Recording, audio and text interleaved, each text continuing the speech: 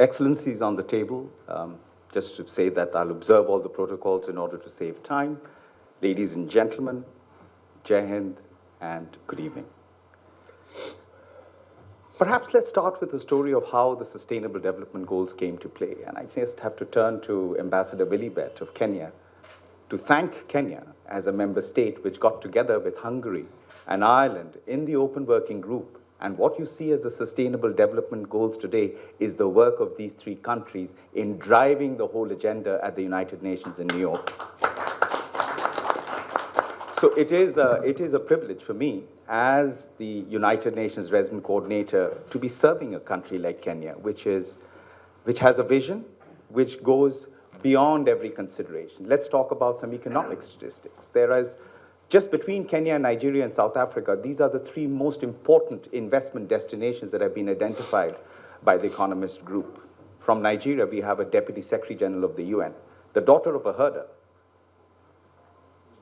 from Nigeria, who's now become the Deputy Secretary General of the UN. The potential of what Africa is showing with countries like Kenya and Nigeria and the broader part of Africa is transformation. Now, Africa is at the cusp of a demographic dividend, just as India is. The median age of India is 18. The median age of Africa is 18. By 2050, Africa's population will be 2.3 billion from the current 1.2 billion. What does that mean? It'll have about 830 million young people. It is the largest potential market for the rest of the world. If you look at post-Second World War and the Marshall Plan the United States introduced in Europe, what did it do in Europe? It not only generated employment in Europe, but it also created a European economy which best served the American markets because they became a market for the United States and a best set of allies. This is precisely the kind of vision that we need for the rest of Africa. Here are some statistics. Agriculture alone by 2030, ladies and gentlemen, that's just 12 years away, is going to be $1 trillion worth. The healthcare business in Africa by 2030 will be $280 billion worth. The consumer market in Africa by 2030 will be $2.5 trillion worth.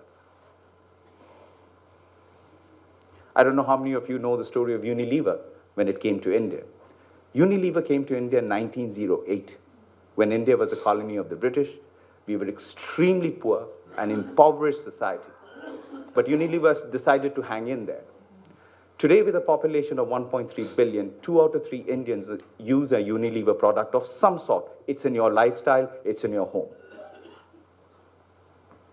This is, now what took Unilever that much of time, today has got truncated by technology.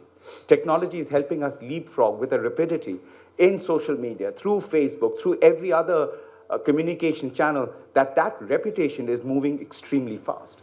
And that is precisely the opportunity that once again Africa provides, that we can look at what could be leapfrogging that kind of economic growth. And that's why the South-South component becomes even more crucial. I don't know how many of you are aware, but in 1966, the Green Revolution started in India. Lyndon Johnson was the president of the United States of America, and America was at war with Vietnam. But he looked at the situation of famine in India, and approximately 1 million people used to die annually because of famine, and we had a major wheat shortfall. So they sent a mathematician called Lester Brown. And Lester Brown came here and did an analysis of what was needed. So they needed 600 ships worth of wheat. And Lyndon Johnson said that we need to deal with famine in India with the same urgency that we are fighting a war.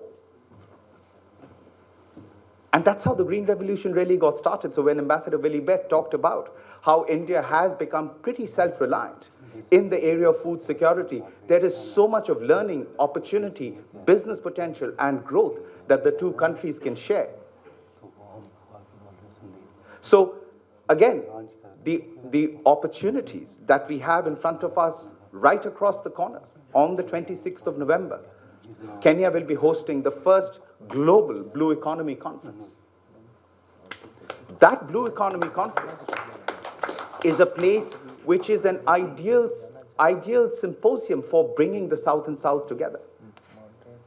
When Dr. Swaroop Mishra talked about India's trade goes back with Kenya as back as the 14th century, not just 2014, when the monsoon winds used to blow our ships across to the African continent, and we used to land in the ports of Mombasa with our spices and with our goods, and we used to carry back goods and supplies from the port of Kenya. The intermingling started as way back as then. The areas of maritime convergence, maritime security, development of ports, that's how the movement of goods and services will take place, the infrastructure potential.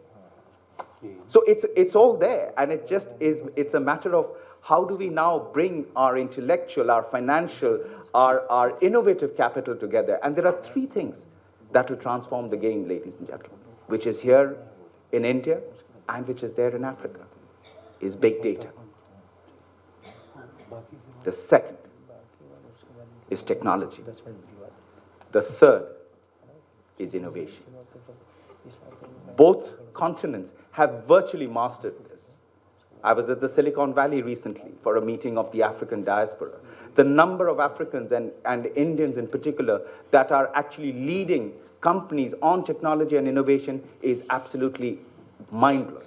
So here is the opportunity for us to look at where those convergences can happen. And in Kenya, for example, the UN, together with the government of Kenya, has established what is called a public-private partnership on sustainable development goals, and we are trying to leapfrog universal health coverage. In fact, Kenya's partnership, the government's partnership with the UN was actually showcased at the World Economic Forum in Davos on the speed with which Kenya was able to bring down maternal mortality rates in some of the counties, where in India it could probably take 10 to 12 years, what they've done in 3 to 4 years. That is the rapidity with which they've been able to kind of have this transformation goal. So I applaud the president of Kenya's vision of the Big Four agenda, where he's looking at universal health coverage, food security, affordable housing, and industrialization in order to leapfrog Kenya's economy, and that will have a ripple effect on the rest of the sub-Saharan Africa. So I just think that the timing and the opportunity is most propitious. And I want to really thank Deepak Dwivedi for this initiative. And I also want to thank Amitabh Kant for the kind of intellectual leadership he's providing to NITI Aayog. We observe it every day on where he's trying to take this country to. And I think a similar parallel between a NITI Aayog in India and a similar structure in Kenya could be that point of convergence, or where we can look at the public policy, where we can look at partnerships and we can look at the political dimensions coming together to move this agenda forward. I thank you very much.